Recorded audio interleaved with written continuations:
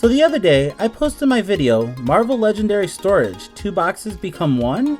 And at the end, I point out that one thing I would do differently is raise the outer walls and ledges to where they're higher than the board. This way, when the lid's on, it doesn't teeter so much. I also point out that I go back and add cardboard to one or both sides of the lid to make it tighter. Well, soon afterwards, Michael Ross asked how I'd go about making my walls higher and if it would still look good. Well, instead of speculating, I decided to just throw this quick video together. They don't call me Ricky Does It for nothing. So I kind of went back and forth on how to present my last video. I didn't want it to be a straight out how-to, because I feel if you're telling people how to do something, you should actually know what you're doing. But on the other hand, what I ended up with was a pretty solid product, and I figured some people might want a more thorough explanation on how I did it. But at the heart of it all was me figuring out if I could do it. So when it came to laying out my dimensions and making diagrams, I decided to just present what I came up with while shooting, even if I decided by the end that those dimensions should be tweaked. So I'm glad Michael asked me those questions, because I think making this video is a nice solution for getting better information out there without making the original video more confusing with alternate sets of directions. So thanks for commenting.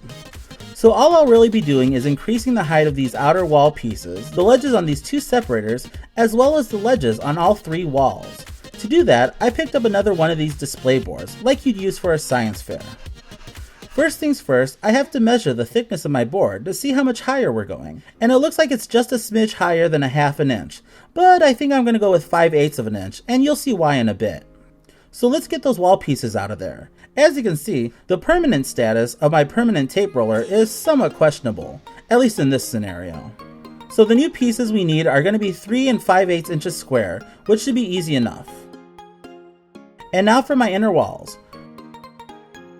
For whatever reason, I decided to stop halfway through so I could fit everything in the box and adhere my outer wall pieces to the box, again using my maybe not so permanent tape roller.